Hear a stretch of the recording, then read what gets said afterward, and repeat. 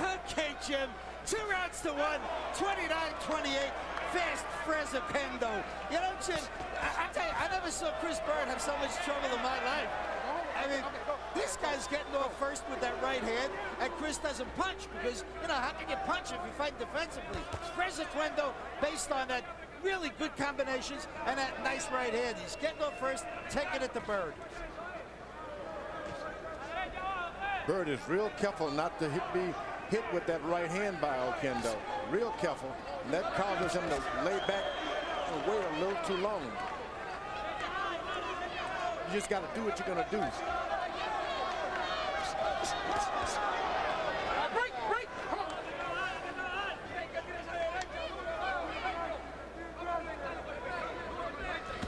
All right, stop. Easy. Lean up. Now he's doing that purposely. When you miss that counter punch, you got to grab him, because he'll be on your back too. Look at the comfort level of Frez Oquendo. Look at how freely he's letting his hands go when he gets within punching range of Chris Byrd.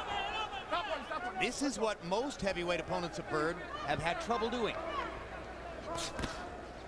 That jab he lands on top of Chris Byrd's And a right jab. straight right hand that he stuffs into Byrd's face.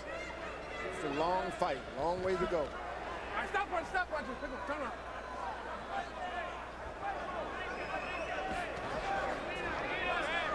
Now, when you're a puncher, this takes a lot out of you to go forward on a boxer. You got to really pace yourself. That's a knockdown. Oh, yes. He hit him with that left. Called a tackle, not a knockdown. Go. Referee Eddie Cotton not seeing it as a knockdown. Thank you, Chris. Don't hit him. Ruling that Oquendo took him out with his legs instead. Let him go. Get up. Come on. All right, stop one. Remember, that's old Cotton who, when Tyson was down 1,000 times. Oh, there's a hard left hook by Oquendo. Never called him a knockdown either, called him pushes. All right, stop. Get out. Old Cotton.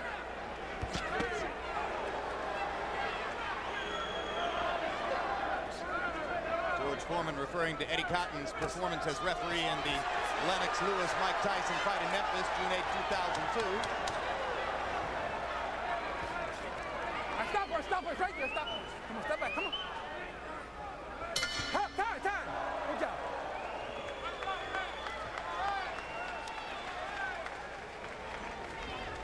His style is frustrating you. Just run your style off. Don't worry about his style. Yeah. He running straight in with his head, so. Well, step aside of him. When you trick him like that, you can hit him. When he go by you like that, you can hit him. Long as you don't hit him in the back of the head. Yeah. Hook him from the outside. You trapping him and you ain't done nothing. You got to use that right hand. You got to use the hook. A lot of right hands I want to see. Don't give him any rounds. But you have to get those hands up. Put some water in my back. Byrd landed a little combination at the end of the round. He may not be able, or he may be able to crack an egg, but he can't really scramble one. Should have shown that slip they called. That was a knockdown.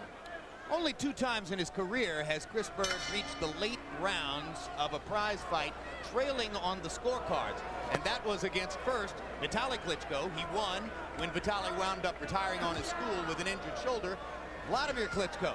Byrd made it to the finish line against Vladimir, but was pretty badly beaten up in the process. You know, one reason he's been successful as a boxer, and he doesn't get much credit for this, and he deserves it, is that he is a tough guy. He took a good punch. He took an unholy beating from Vladimir Klitschko. His father wanted to stop the fight after 2 knockdowns, and he insisted on going to the end. So he has the skills and he has the toughness. He doesn't have the punch. Hard right hand by Oquendo. Very confident now, Frez Oquendo, a minute into the 5th round. Now here comes Byrd trying to rally. You heard Joe Byrd telling his son between rounds, when he charges straight forward like that, just step aside. So far, Oquendo's still able to make contact when he charges straight forward. Byrd made a motion as though Oquendo got him on the back of the head, He has hit a few opponents with looping punches behind the head, but he's hitting him on the front of the head more than Byrd is used to getting hit. Stop punching there. Come on. Byrd also seems worried about Fres Oquendo's head. Byrd, who says he was butted by Evander Holyfield, seems to believe that Oquendo's trying to butt him when he comes straight forward. All right, stop. Let him go. Let him go. Let him go. Come on. Come on. Come on. Let him go. Come on. Let's go. Left hand landed for Oquendo. Get up.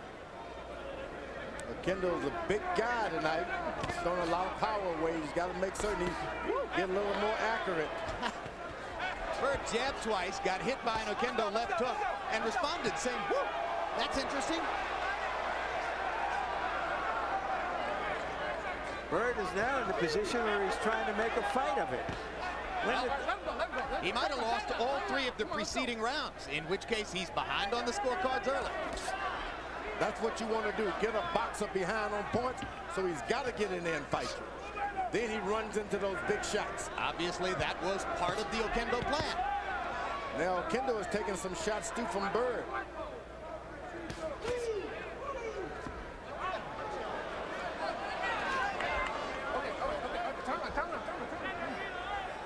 Well, if Chris Byrd has deceptive punching power, as he says he does, tonight will be the night to use it. He's got to fight tonight, and I think he's going to do it.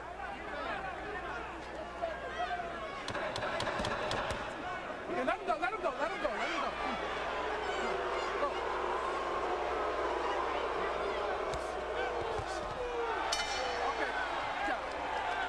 Chris Byrd looks frustrated as he frowns and sort of waves his hand, still seemingly befuddled by Fres Oquendo's tactics. Let's look at the round 4 action that was ruled a slip, George Foreman. You thought it should be a knockdown. Take another look. I was wrong. Punch barely grazed Byrd's chin. I was wrong. I think you're right. Yeah, I think it was, in fact, a tackle. Just grazed him a little. That's why we have replay. Rose, give me some Vaseline on my hand.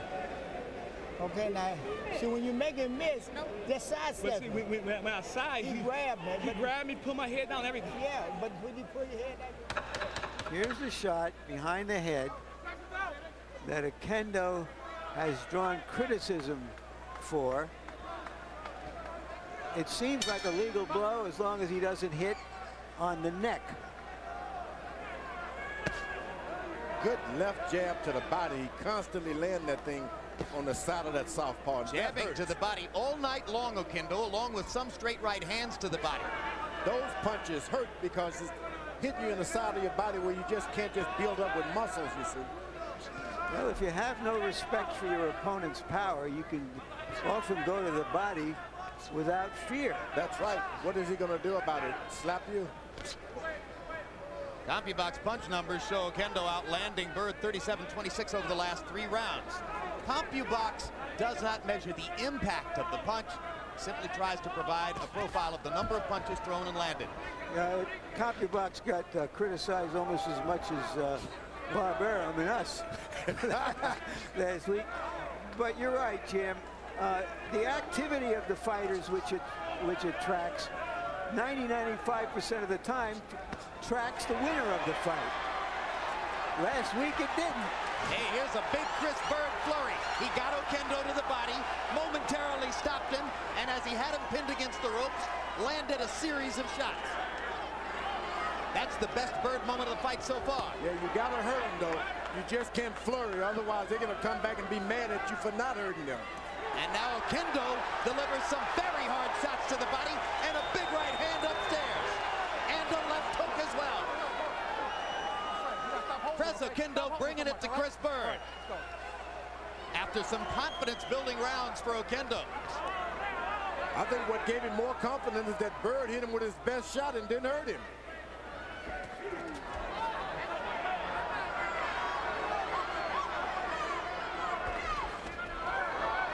Good left-hand body shot by Oquendo. Byrd seems wary of the looping punch to the back of the head and backs away. More body stuff from Oquendo. Hard left hand upstairs by Byrd. Got Fres's attention.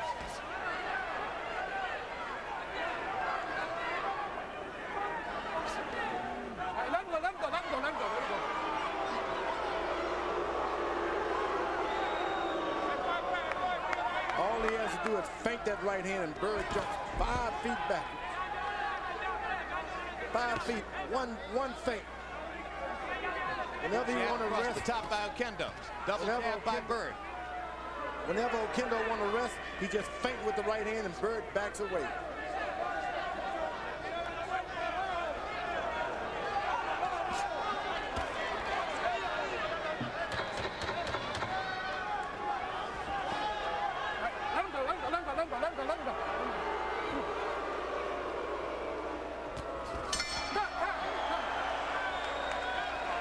The referee is doing a good job.